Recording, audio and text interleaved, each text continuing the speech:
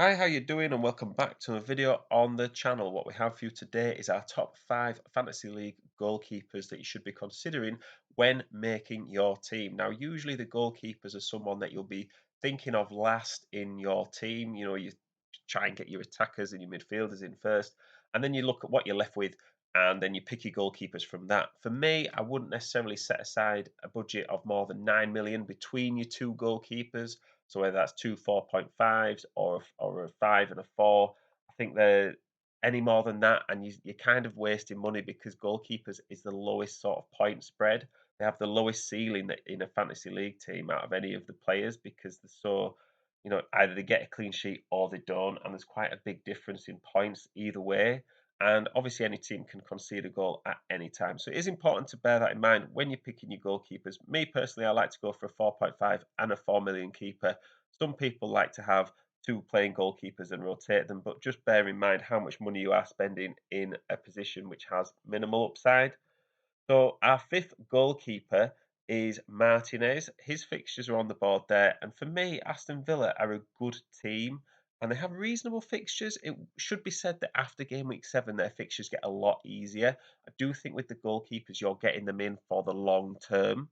You don't want to be wasting a transfer on your goalkeepers. Transfers are quite valuable throughout the season, and I think when you're picking your goalkeepers, you kind of want to be able to have them until you're going to use your first wild card. So really do take care with who they are going to be and whether they're actually going to play. You know Martinez is going to play. He's reasonably well owned, quite low owned compared to some of the other goalkeepers. But for me, he might be somebody that if you're wildcarding, you're planning on wildcarding partway through the early part of the season, you might consider getting him in if you're wildcarding from game week 8 or beyond. Number 4 is Ramsdale from Arsenal. Now, really, I put him above Martinez in this list because of Arsenal's fixtures. He is a lot highly owned. He is probably one of the most highly owned goalkeepers, playing goalkeepers in FPL at the moment at 22.1%.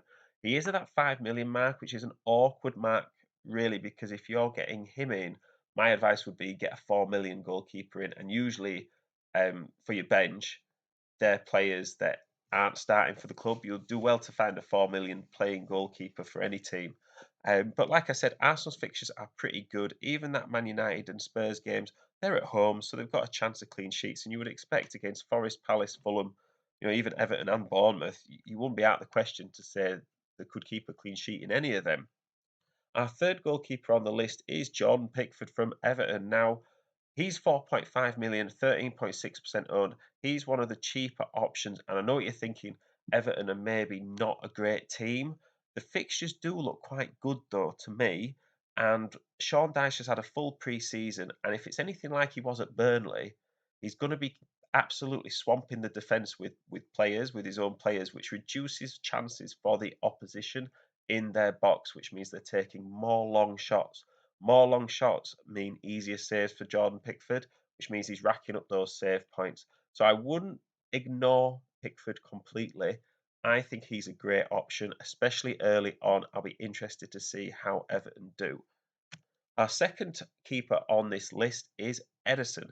So for me, Edison is the premium goalkeeper, but he is playing for the best team in the league. So if you are going to be getting in a premium goalkeeper, you might as well get one in that's definitely going to start for the champions. The fixtures look great, and he's the same price as Man City defenders. I think the thing you have with Man City is there's so much rotation, you never quite know what's going to go on.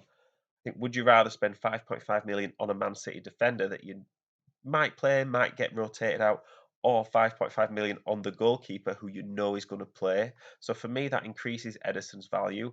Just like we said with Everton, Man City probably concede less shots in the box as they do from range. So for me, Edison will be making those saves. The problem we have is that how many shots do they actually, let through to Edison.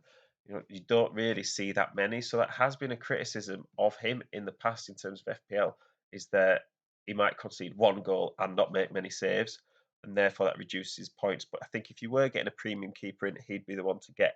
And the number one keeper on my list is Andre Onana from Man United, a new signing this season, but he is going to be their number one. He's 20.1% owned, and he is 5 million, which to me is a bit of a no-brainer compared to the 5.5 million keepers. I think Man United's fixtures look great. Ten Hag's had a pre-season and he's sorting his squad out more and more by the day. So for me, he is someone that is definitely worth strong consideration for your team. I think you've got Luke Shaw at 5.5 million. It's like, well, yeah, Luke Shaw might get some bonus points in the odd assist, but Onana is 0.5 million cheaper. So what could you use for that? With the rest of that transfer money. So that's my team, or sorry, my goalkeepers there. Let me know what you think. Let me know if I've missed anyone out, if the list is as good as it can get, or if there's anyone that you would have over Onana. If you are interested in my latest FPL draft, the link to that video will be on the screen now. Thank you very much for listening. Please do like and subscribe if you're new to the channel. It's greatly appreciated, and I will see you in the next one.